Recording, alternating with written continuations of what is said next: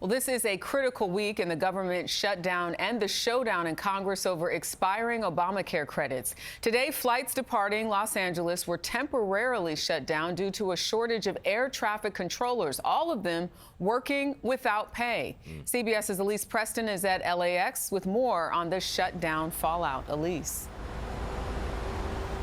Jerika, the Federal Aviation Administration says flights here were halted this morning because of a staffing shortage at a Southern California air traffic control facility. Now, as the government shutdown enters its fourth week, many Americans are already feeling the strain. Cars lined up in Pontiac, Michigan this week. Trunks open. It's helping us out a lot. We need this food. If the government shutdown continues, there will be less food out there. Christopher Ivy works with Forgotten Harvest, which collects surplus food and delivers it to hungry people. We're going to really have to lean into the community support that we need to be able to help us get through this difficult time. Nearly 13% of people in Michigan rely on the Supplemental Nutrition Assistance Program, or SNAP. They're among the nearly 42 million Americans who will see benefits slashed on November 1st if the government shutdown stretches on. On CBS's Face the Nation, Treasury Secretary Scott Bessent called on Democrats to end the gridlock. And I would urge moderate Democrats to be heroes, come across the aisle like they did in the spring and pass a clean CR. And former Vice President Kamala Harris weighing in, criticizing the president on the BBC for using private donations to build a ballroom during the shutdown. Right now, we have a president in the Oval Office who is building a ballroom for his rich friends while he is depriving working people of health care. And that's why she's a problem. I'm gonna be honest. If you know, you know. If you know, you know. Kamala Harris is a very huge problem, and if you don't understand that, man, you're not paying attention.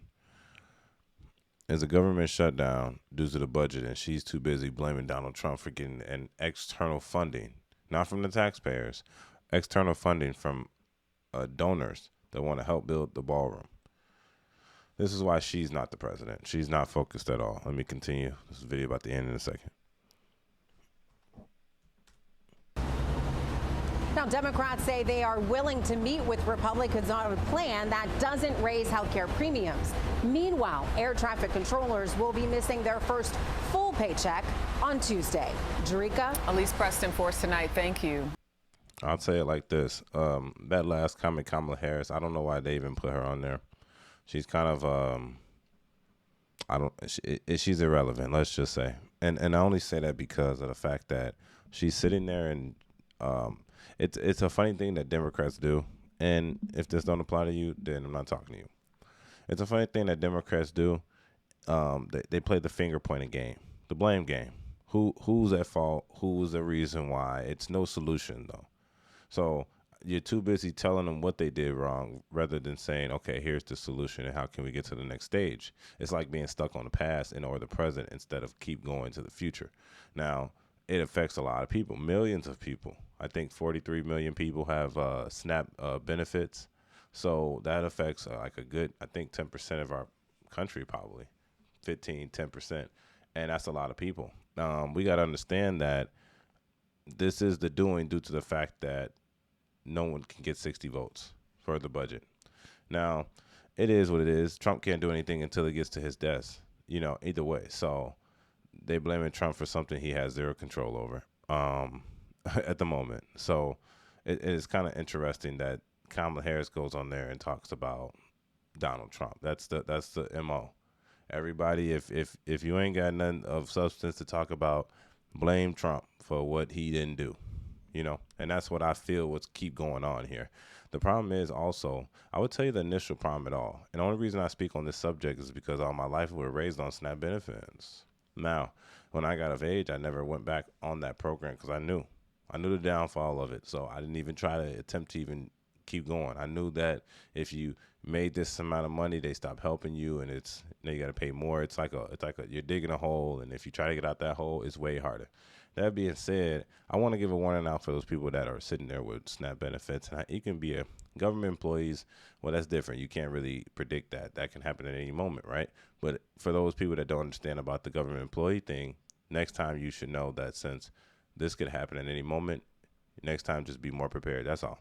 Now, second time, the government food assistance. Now, this is a different level. This is, you can't put food in your mouth or your kid's mouth because the government has shut down. That is different from the government owing you money for labor that you gave them, like a air traffic controller. Now, I want to say this, and I'm going to hop off. If you allow the government to feed you, you allow the government to starve you.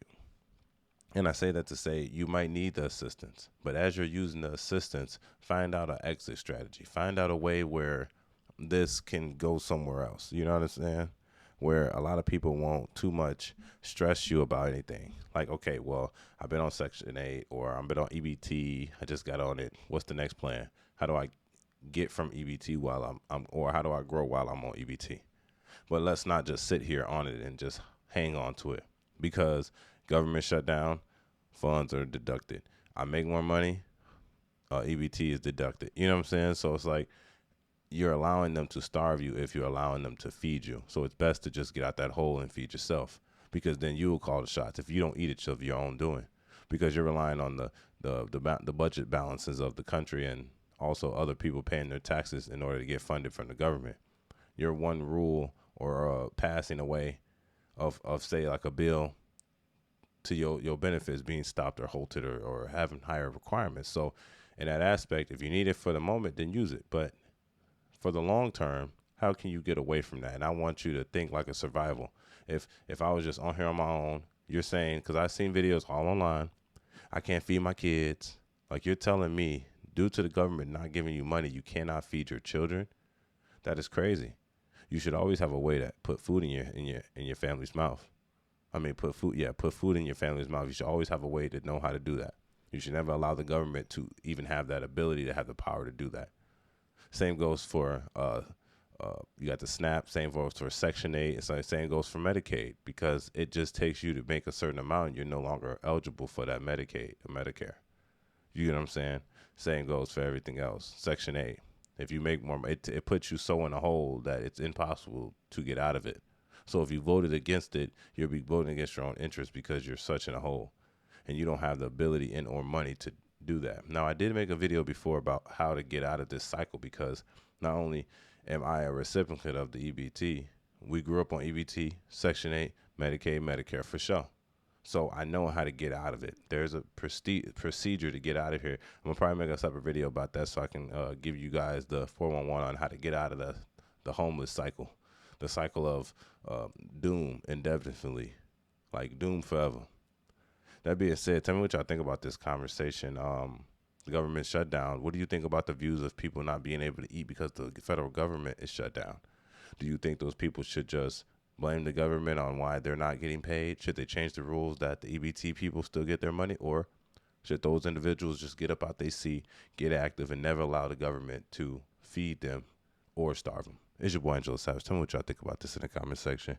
And don't forget to like the YouTube video for the algorithm. Let's go. Peace.